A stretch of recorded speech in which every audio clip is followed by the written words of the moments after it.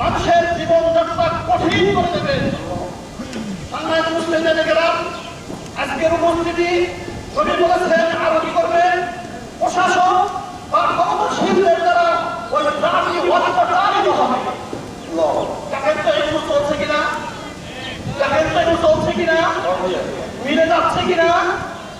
Corona হয়ে গেল, যার পূর্ববর্তী কোনো ভ্যাকসিন মানুষের মধ্যে তৈরি করে নাই, ডাক্তার ইঞ্জিনিয়াররা আপনাদের কোথাও তৈরি করে নাই, অথচ ভ্যাকসিন তৈরি করতে লক্ষ লক্ষ মানুষ মারা গেল। আজকে এই সমস্ত দুর্ভিক্ষ, আজকে ওজনের কম দেওয়ার কারণে মানুষের জীবনযাত্রা আজকে কঠিন হয়ে যাচ্ছে। কিনতে গেলে টাকা ফুরিয়ে যাচ্ছে, ব্যাগ ভর্তি হচ্ছে না।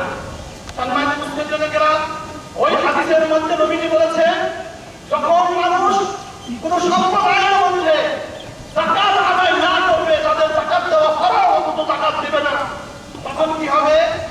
আল্লাহ নবী বলেছেন ওই জাতির মধ্যে অনাবৃষ্টি শুরু হয়ে যাবে। যাকাত তো মিল আছে কিনা?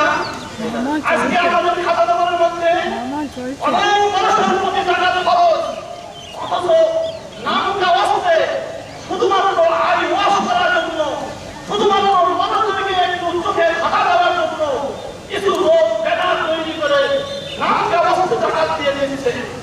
সম্মানিত মুসলিমেরা, অথচ এই যাকাত দেওয়া দরকার ছিল, তাকে 1 লাখ টাকা 2,500 টাকা গুণে গুণে দেওয়া দরকার ছিল। সম্মানিত মুসলিমেরা, আজকে অনাবৃষ্টি কেন হবে না? আজকে অনাবৃষ্টি কেন হবে না?